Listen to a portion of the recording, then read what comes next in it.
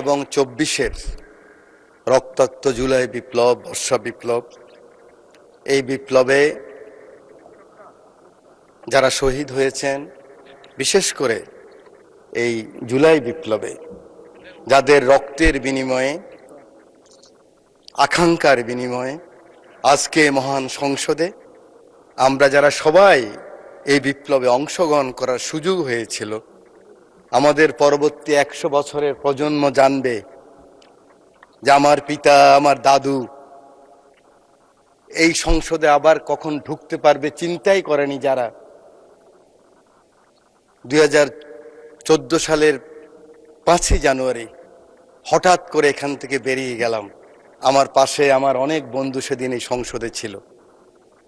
ওরা বলতে পারবে এরকম একটি বিপ্লবের মাধ্যমে, যেখানে এই সংসদ ভবনের লুকিয়ে আছে শুনে প্রত্যেকটি রুম ভেঙে ফেলেছে, কোটি কোটি অর্থ টাকা এই সংসদ ভবনে পেয়েছে, গণভবনের ইট নিয়ে গিয়েছে। এটা বিএনপির লোকেরা নেয় নাই, জামাতের লোকেরা নেয় নাই, এটা ফাইয়াজের মারা নেন নাই, আকরামের মারা নেন নাই, আবু সাইদের আম্মা নেন নাই। এটা বাংলাদেশের রিক্সাওয়ালা, শ্রমিক, জনতা সকলে ক্ষোভের বহিঃপ্রকাশ ছিল সেদিনকার সেই সমাপনী আন্দোলন। সেই সমস্ত শহীদদের আত্মার মাগফিরাত কামনা করছি। আল্লাহ যেন তাদেরকে বেহেশতের সর্বোচ্চ মাকাম দান করেন। মাননীয় স্পিকার,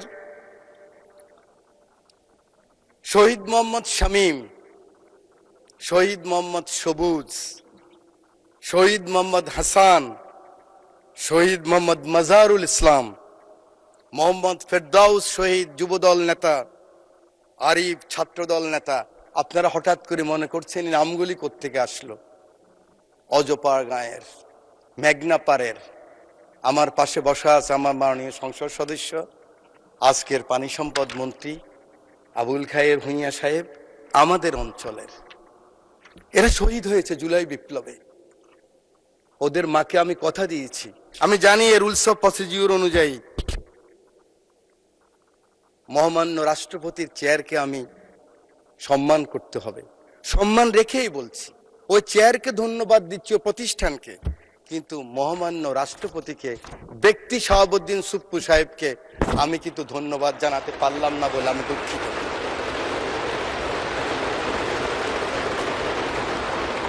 মাননীয় স্পিকার, শহীদ প্রেসিডেন্ট জিয়াউর রহমানকে স্মরণ করছি।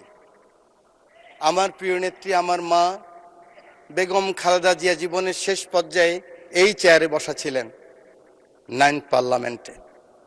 তার পিছনে ছিলেন জনাব ফারুক সাহেব, আমরা ছিলাম, পার্থ সাহেব ছিলেন। প্রথম দিন 1/11-এর পরে আমরা যখন 26 জন, ম্যাডাম খালেদা জিয়া 3 জন, 29 জন ছোট্ট রুমের মধ্যে পার্লামেন্ট পার্টির মিটিং হলেন, আমি সাইকোলজির ছাত্র, আরেকদিন বলেছিলাম, মুখ দেখেই বুঝেছি ম্যাডামের মনে অনেক কষ্ট।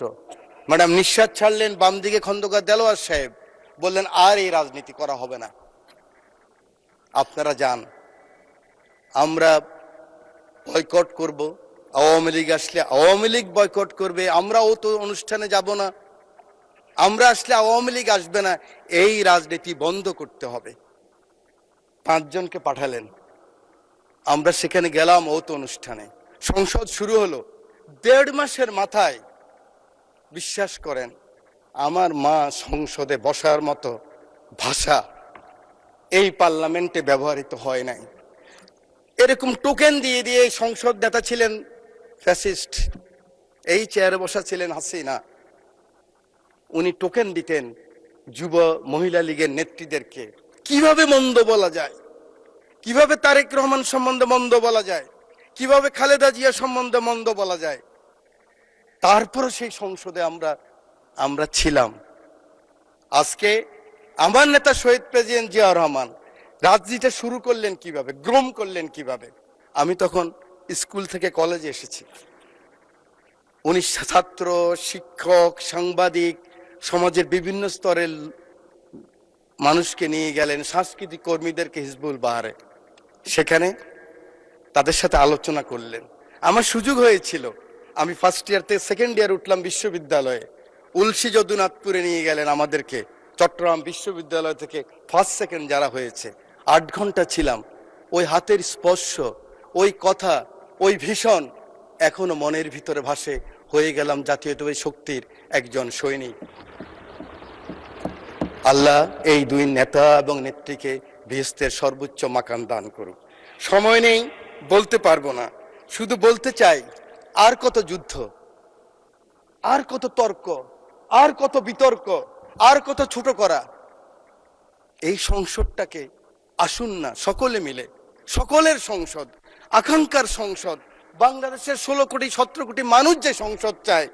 আমি এখানে যত কথাই বলি, আমি মনে করি আপনাকে ঘায়েল করেছি, আপনি মনে করেন আমাকে ঘায়েল করেছেন, কিন্তু বাংলার কৃষক, বাংলার শ্রমিক, বাংলার জেলে সে কিন্তু বোঝে আমার কথা সঠিক না আপনার কথা সঠিক। আমার মহাসচিব মহোদয় এখানে বসা আছেন, আমার মহাসচিব মহোদয়কে হেলমেট পরাই নিয়ে গেছি, নাম বলতে পারলাম না, একজন সেনাবাহিনীর প্রধানের সাথে মিটিং করার জন্য আজকের কৃষিমন্ত্রীর বাসায়। কারণ ওটা বেশি দিন নয়, 23 সালের কথা বলছি। জীবনের বাজি নিয়েই কথাগুলি করেছি আমরা। আমার নেত্রী 11 আমার নেতাকে যখন নিয়ে গেল খবর পেলাম আমি, কারণ 7 দিন আগে শেষ দিন আমার দেখা হয়েছিল আমার নেতা তারেক রহমানের সাথে, বেগম খালেদা জিয়ার সাথে 111-এর পরে হাওয়া ভবনে। সেদিন ছিল ওনার শেষ দিন। খবর পেলাম ওনাকে নিয়ে গেছে, ঢুকে গিয়েছে। 196 জন এমপি ছিল এই পার্লামেন্টে, আমি ঢুকেছি। আমার নেত্রীকে দেখেছি একজন মা, তার সন্তানের জন্য কি আকুতি, কি কান্না, কি বেদনা বিধুর আমি দেখেছি। আমি সেই কথা মনে রাখতে চাই। আজকে আমরা অনেকে আছি, কিন্তু ষড়যন্ত্র বন্ধ হয়নি। জাতীয়তাবাদী নেতাদের বেঁচে থাকতে হলে অনেক যুদ্ধ করতে হয়, ঐক্যবদ্ধ থাকতে হয়। আমরা সকলে আসুন একমত হই। আগামী দিনে যে চ্যালেঞ্জ আসবে, এই জাতীয়বাদী শক্তির বিরুদ্ধে আবার যে ষড়যন্ত্র আসবে, সেদিন কারাই প্রধানমন্ত্রীর জন্য জীবনের বাজি রাখতে পারবেন, বাংলাদেশের জন্য বাজি রাখতে পারবেন, সেরকম যদি একটা শক্তি সাহস থাকে, তখনই হবে সবার আগে বাংলাদেশ, তখনই হবে দিল্লি নয়, পিন্ডি নয়, অন্য কোনো দেশ নয়। জি, সময় বাড়ানো হলো আরো 4 মিনিট। Thank you very much. You are very welcome. Thank you very much. আমি আপনাকে ধন্যবাদ জানাই। আমার সংসদ নেতা, আমি ওনাকে হসপিটালও দেখেছি। একজন মানুষ তার কর্মীকে কত ভালোবাসলে, আমি অ্যাপ্রন পরে গিয়েছি, মাস্ক লাগাই গিয়েছি। আমি এমপি ছিলাম, দেখে চিনে নাই। সেই ছবি আপনারা দেখেন, কিন্তু মাথার মধ্যে ব্যান্ডেজ লাগানো। আমি মাস্ক খুললাম, অবাক হয়ে গেলেন, আপনি কেন আসছেন? আমার চোখের পানি পড়ছে, আমি পিছিয়ে আসলাম। আমি বলতে চাই, এই চ্যালেঞ্জ আবার আসবে, ষড়যন্ত্র বন্ধ হয় নাই। আমরা কে কত বড় হব, কোথায় যাব, কি নিব, কি হব, সেটা বড় কথা নয়। বড় কথা হলো এই চ্যালেঞ্জ গ্রহণ করতে হবে। মাননীয় স্পিকার, আপনার মাধ্যমে পুরো হাউসকে জানাতে চাই, চিন্তা করেন তো, কথার সাথে বলতো জামাত শিবির, কথার সাথে বলতো জামাত বিএনপি, একসাথেই তো আমরা। আমার হাতে তো এখনো রক্তের দাগ নিয়ে লেগে আছে। এই মতিঝিলে 19 দিন ছিলাম রিমান্ডের মধ্যে। কেন আমরা ছোট করার চেষ্টা করতেছি? আমি বিশ্বাস করি আমার নেতা ছুটে গেলেন একটু আগে, আমার সেই ভাই এখন আছেন, আমার নেতা তারেক রহমান ছুটে গেলেন, ওখানে গেলেন, দেখলেন। সাথে সাথে আমি মনে করি আগামী দিনের রাজনীতির জন্য সংসদের বিরোধী দলের নেতা আপনিও ছুটে যাওয়া উচিত ছিল। আমি জানি না আমার কথা কিভাবে নেবেন, যে মাননীয় সংসদ নেতা, আমি শুনেছি, আমি উপস্থিত ছিলাম, কারণ ওনার পিছনে আমি ছিলাম, আপনি গিয়েছেন, উনি বলেছেন আপনার কিছু প্রয়োজন লাগলেও আমাকে বলবেন।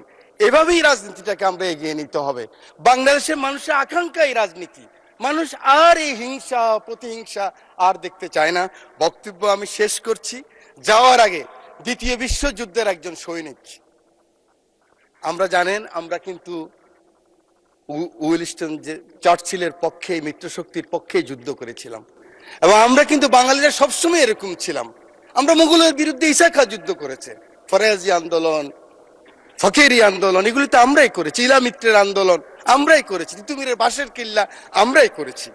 এই সৈন্য গিয়েছিল, যুদ্ধ করেছে বিভিন্ন জায়গায় মাননীয় স্পিকার। পরে আসছে বার্মায়, বার্মায় আসার পরে নিজের দেশের কথা মনে পড়েছে। দেশের কথা মনে করার পরে মনে করলো এই বর্গী ওলন্দাজ ব্রিটিশরাই তো অত্যাচার করেছে, আবার তো সেই অবস্থাই হবে। তার স্ত্রীর কথাও মনে পড়েছে। তখন ঢাকায় কিন্তু লণ্ঠনের বাতি জ্বালতো। তো তিনি বলেছেন, পরের জন্য যুদ্ধ করেছি অনেক, পরের জন্য যুদ্ধ করেছি অনেক, এবার তোমার আর আমার যুদ্ধ। যদি বলো এত যুদ্ধ করে কি পেয়েছি? তিউনিসিয়ায় পেয়েছি জয়, উগান্ডায় পেয়েছি জনগণের ভালোবাসা, আর প্রতিবেশী বার্মায় পেলাম ঘরে ফেরার তাগাদা। আমি যেন সেই বাতিওয়ালা যে পথ্য পথ্য রাস্তায় বাতি জ্বালিয়ে ফিরি, অথচ যার নিজের ঘরে জমে থাকে দুঃস্ব অন্ধকার। এই অন্ধকার আমরা কাটাতে চাই, এই অমনুষ্য থেকে বের হতে চাই। আমরা সুন্দর স্বাভাবিক সকলের জন্য যে বাংলাদেশ, সেই বাংলাদেশ চাই। আমার নেতা তারেক রহমানের সবার আগে বাংলাদেশ, সেই বাংলাদেশ চাই।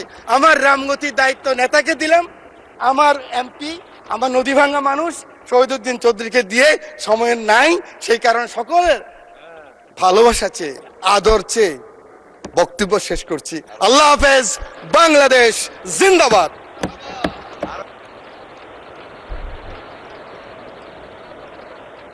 অসংখ্য ধন্যবাদ মাননীয় সদস্য।